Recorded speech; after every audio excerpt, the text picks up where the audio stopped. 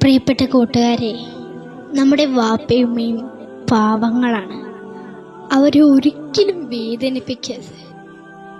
മുത്തുനബി പറഞ്ഞല്ലോ, ഒന്നാമതും രണ്ടാമതും മൂന്നാമതും നിന്റെ പൊന്നുമ്മയാണ് നിനക്ക് പ്രിയപ്പെട്ടത്.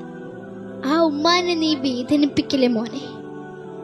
നമ്മുടെ മുത്തുകളാണ് വാപ്പയും ഉമ്മയും, അല്ലേ? നമ്മുടെ മുത്തുകളാണ് വാപ്പയും ഉമ്മയും. നമുക്ക് വേണ്ടി ഉമ്മ സഹിച്ച വേദന എത്രയാണ്, ത്യാഗം എത്രയാണ്. മൂർച്ചയുള്ള കത്തി കൊണ്ട് ശരീരം മുറിച്ച് ഓരോ ഞരമ്പുകളും വലിച്ചെടുക്കുമ്പോ എത്ര വേദനയാണോ, അതിൻ്റെ 1000 ഇരട്ടി വേദന സഹിച്ചാണ് പൊന്നുമ്മ നമ്മളെ പ്രസവിച്ചത്. കഷ്ടവും മൂത്രവും കോരി നമ്മളെ വളർത്തിയ പൊന്നുമ്മ. ആ ഉമ്മാനെ നീ വേദനിപ്പിക്കല്ലേ മോനെ. പകൽ മുഴുവൻ ജോലി ചെയ്ത് ക്ഷീണിച്ച് തളർന്ന് രാത്രി ഉറങ്ങാനായി കിടക്കുമ്പോൾ പാതിരാത്രി നീ കരയുമ്പോൾ നിന്നെ സ്നേഹത്തോടെ കോരിയെടുത്ത് അമ്മിഞ്ഞു തരുന്ന പൊന്നുമ്മ.